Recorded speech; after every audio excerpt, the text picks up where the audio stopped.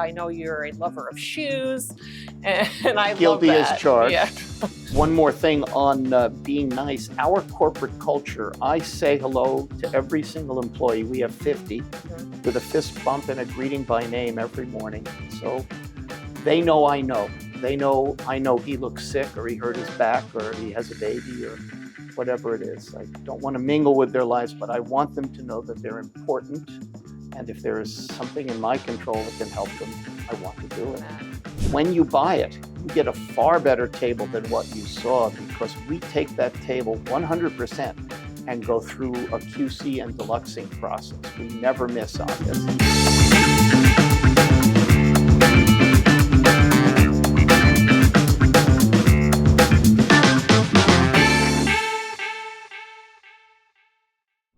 Well, hello everyone. Welcome to Design Discussions with Nadine. We are here in Phillips Collection showroom talking to the man himself, Mark Phillips. So thank you for joining us. Well, you are most welcome and thank you for coming. It's a beautiful showroom. You have a beautiful products, beautiful story. So we're going to get into talking more about you though, where you started from and how you grew this business to what it is. And, you know, even little details of things that you told us along the way of things that you love. I know you're a lover of shoes and I Guilty love that. as charged. Yeah. So we can start by talking about how you started Phillips Collection and what made you want to get into this business? Was it one of those little accidents that kind of just grew? What happened there? How did you start it? It was actually a bit of an accident. I have no background in this industry. My prior life, I ran a hi-fi and video company in Florida, and my mother and father were dress manufacturers in New York, a difficult business. Neither my brother nor I wanted this business. My brother went off to Hollywood and became a movie producer, and I was selling stereos in South Florida. And they said, we're going to have some fun. So they went to a factory they worked with in Hong Kong, and while there doing some shopping, they found a spectacular Buddha. They knew nothing about Buddhas, but they said, this is old, this is beautiful, this is sensitive. I think I'm going to take it home. So I think they paid $1,000 back in the 60s for a magnificent sculpture in an area that they knew nothing about. Made an appointment with the curator of the Met, showed him their wonderful trophy, and he said, I'll give you $10,000 for that. And Dad says, do I want to be making dresses for JCPenney and making 6%? If the style comes in on time, if the cut is right, if the dye is right. So in their 60s, my mother and father poured themselves into the study of ancient Buddhist and Hindu sculpture, a very logical pursuit for a nice Jewish family from the North Shore of Long Island. Wow. And they were both very smart and tenacious and hardworking and developed a great reputation and expertise. And they asked me if I'd like to take a short leave of absence from my electronics work and travel around the world for them. They promised I'd travel the world, work less, and make more money. So far, I've traveled. Well, who wouldn't love that? Yeah, right? So it was great. And my wife and I married an amazing woman, Julie Phillips, who is Romanian and an architect. And she and I had a 4-month trip to Pakistan, Bangladesh, Sri Lanka, Bali, Bangkok.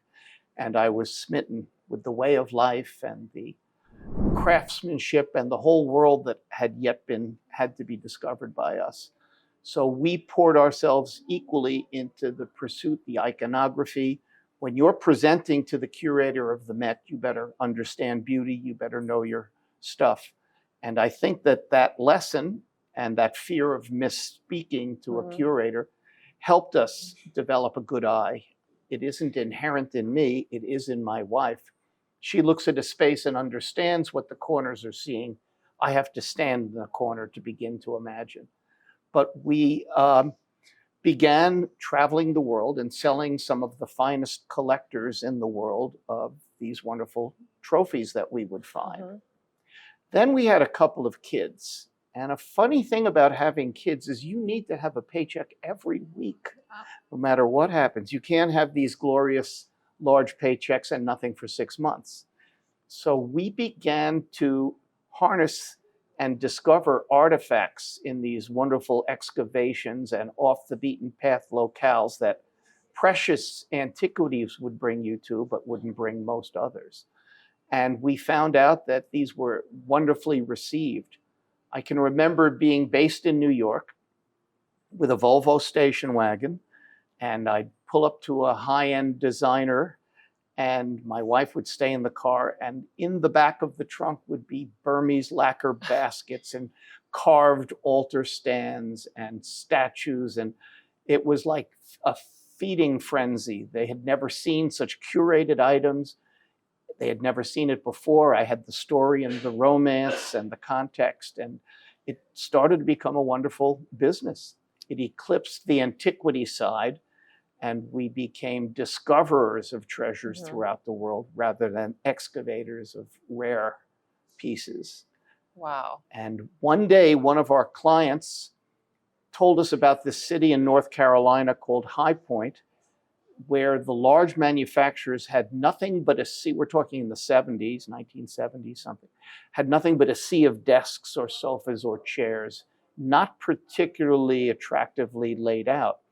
And one of the enlightened people at Drexel Heritage, a very fine brand that's not active now, asked us to accessorize their showroom. So we came down and we provided tables and artwork and sculpture. And all of a sudden, their business doubled as a result of having these pieces comprehensible. We set a home environment for what was going on. We discovered that there were 2,000 people walking by a space, not 10. And so it was inevitable that we would move ourselves to High Point and take advantage of the unduplicated market and concentration of excellence that exists here. And how long have you been here? It's been 20 some years. Well, we moved here 20 years ago, but we exhibited with timidly accessorizing other manufacturers initially in the early 80s, and then moving to our own showroom, first at Market Square and then at IHFC, which turned out to be a tremendous showroom. And we had incredible traffic, and we were very pleased with the way we were treated, but we discovered an opportunity to be here and jumped on it. We are now on Main Street at the corner of Commerce and Main. This is the ground zero for High Point and the amount of traffic. I mentioned that to Jason too. I said, you couldn't have had a better spot, right in the middle of everything here. It was clear. My father, a very wise man who I will probably quote throughout this interview, always told me that the big decisions in life are obvious. It was obvious that if this was available, we should grab it. It wasn't obvious how we could fund it, but it was obvious that we needed to be here. But you got to figure it out. Figure it out as you go, I think right? we figured it out. That's great. So and the travel piece, now that I've learned how much you've traveled and all over the world, now all of the items that you have make sense. Everything is beautiful and different. And so that connection of the travel and seeing all of the amazing items really makes sense now. Well, I've always had a bug. So I went to University of Michigan and graduated with a degree in economics and psychology. And I was accepted and ready to go to Columbia Business School. But even then, and we're talking 1970, I wanted to travel. So being a New Yorker, I walked around JFK and knocked on everybody's door and I wanted the flying privileges that working for the airlines gave you. And I was just about to carry baggage for Air France when Lufthansa Airlines, German airlines, decided to open routes to South America, and they needed someone who could speak Spanish, and I did. So here I am talking to German callers about flights to South America, and these were days even before computer generation records. We had to record the itineraries by hand, and at night it would be hole punched. They soon found that I had the aptitude to do more than reservations, and they put me at the rate desk. So I was trained to figure out the lowest fare legally chargeable. This was my area of expertise. So we got a 90% discount on the lowest fare, and it was a youth fare of $210 to go to Europe from New York. So I could go to Paris for $21 round trip which was cheaper than driving in from Long Island to Manhattan and having a hamburger. Yeah. So I went to Paris and Morocco and Rio and Buenos Aires and Greece and all over the world, and really got smitten by this. Then an opportunity to get into the hi-fi business came, and I opened up stores first in Michigan and then in South Florida, and finally moved to our Phillips Collection business of treasures sourced from throughout the world. But there has always been the interest in travel. Now, through the eyes and ages of my parents, I was able to understand how to dig deep into the environment and how to acculturate. And from what I hear, you're still a hunter of treasures, but not necessarily for your business here. Jason tells us you hunt for old electronics that need some care, baby, repair.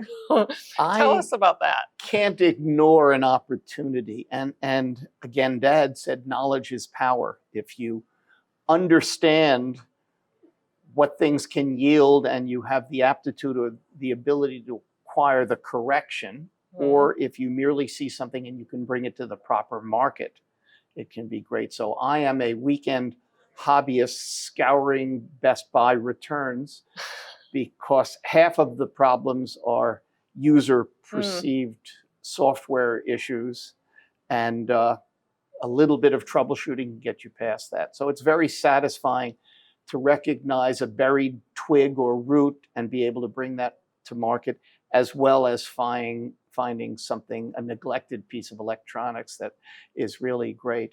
Some of the older pieces I've learned in stereo have a sound that can't be replicated by today's new technology. That's interesting, because a vacuum tube is very different than a transistor reproduction. You wouldn't think so. You would think that, or everybody thinks that, the newest is the greatest, right? But there are purists that I hang around with that would certainly take issue. I've solved that problem by having somewhat deteriorating hearing, so it no longer is the issue. No, I have pretty good hearing. I've just done more speaker comparisons than most people in their life. That's good. That's good. No, I love that. I did mention your shoes earlier. You have some snazzy shoes on today too. I love those. I do. It's mainly I'm trying to deflect from the gut. So if I can bring interest down to my feet, I'm happy with that.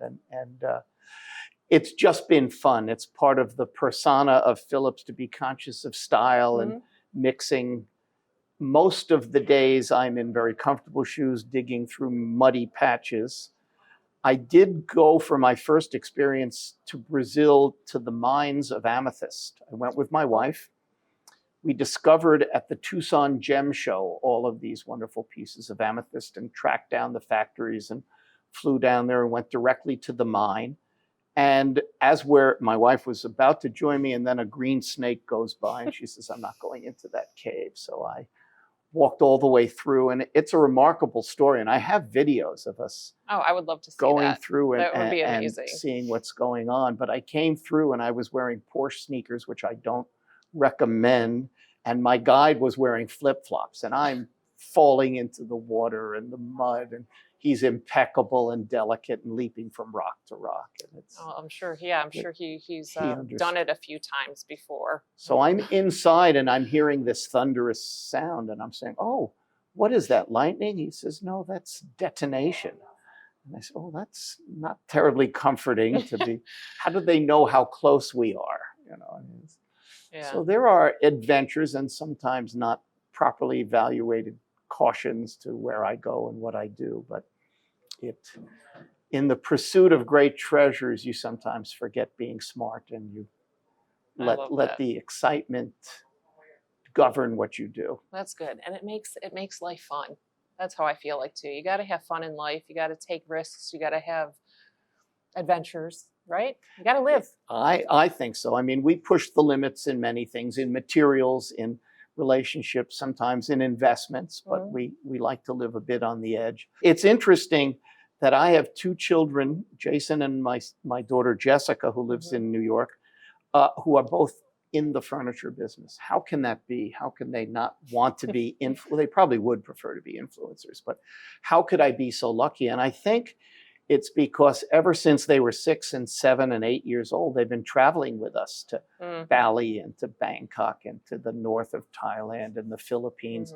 So they first of all appreciate the mindset of where these goods come from. But I do remember Jessica, who was a real girly girl, at age 8 in the north of Thailand in Chiang Mai. They were smitten with her blonde hair and fussing all over her. And they put gold leaf on her nail, real 24-karat gold leaf, which we apply to some of our pieces. And Jessica would not wash her hands for 3 weeks till the last vestiges of gold were gone. So, I mean, it was, and she would flip out if we tried. And she said, I'll work around it. I'm not giving this up. So they have stories and background and an understanding of what we call purely poverty as something that they mean. It's amazing what can make them happy. And they don't need a new football. They need something that's round and a field, and it's really great. So I think their early exposure on these are our peers, these are our business partners, let's respect their ways, and has taught them both the beauty of the rest of the world and the importance of respecting different outlooks.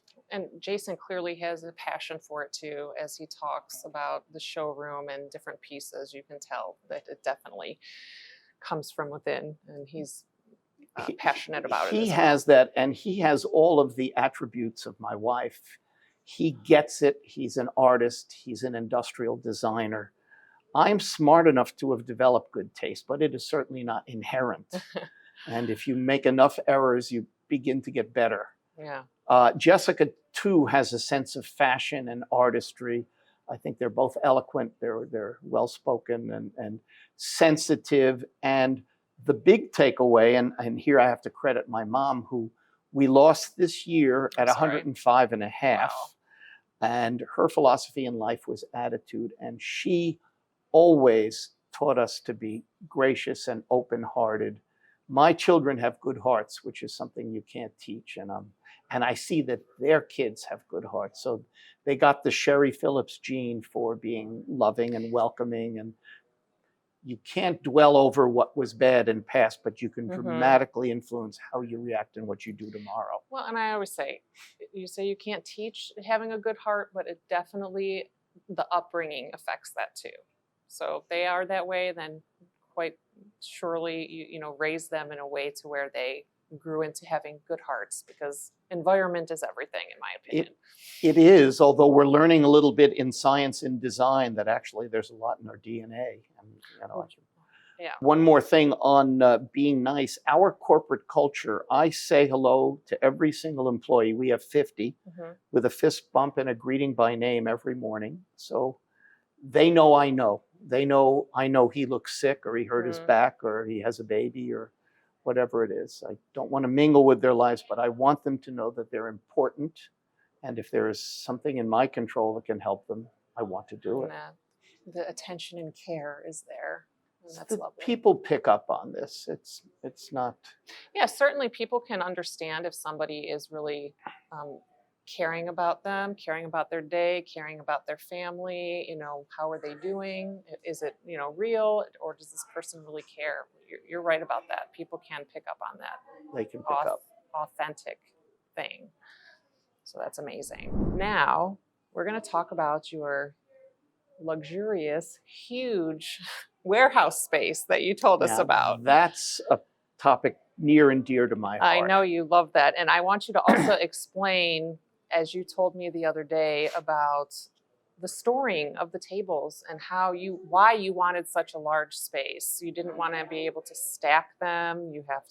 I'll let you talk about it. So you can go ahead and first of all, we came from New York. We lived on Long Island and warehoused in Port Washington, Long Island, the North Shore, in an elite warehouse park where TDK Tape and all of these major companies have their headquarters.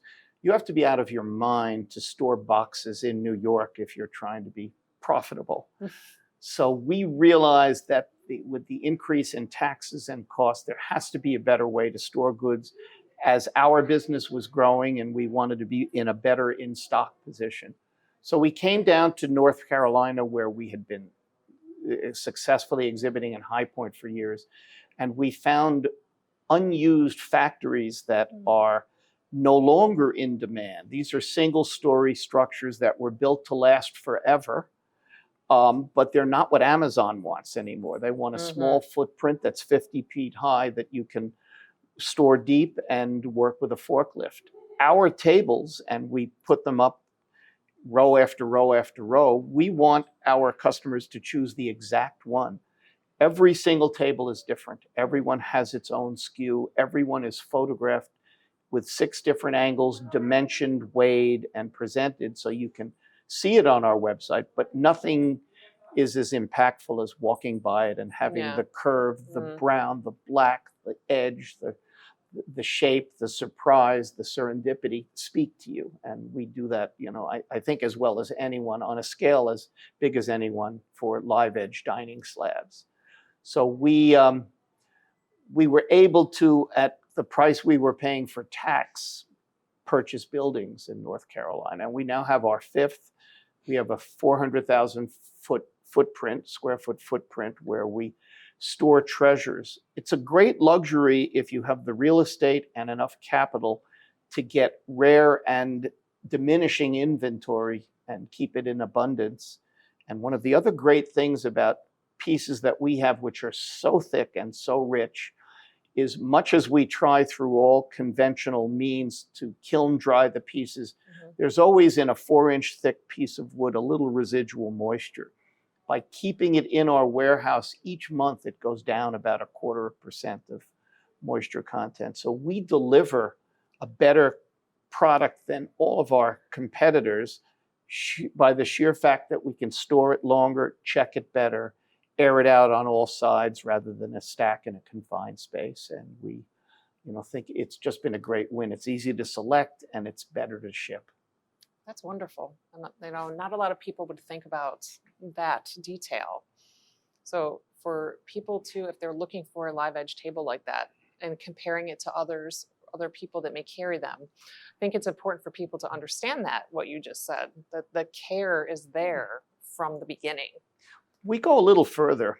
We not only have partners, I'm not necessarily looking for more partners. I'm looking for the partners I love and trust to develop more capability. And I think our customers are often like that. When they come to Phillips, you make an incredible dining table. Can you also make console tables or side tables? And because they love the family of products that we have, and they want that.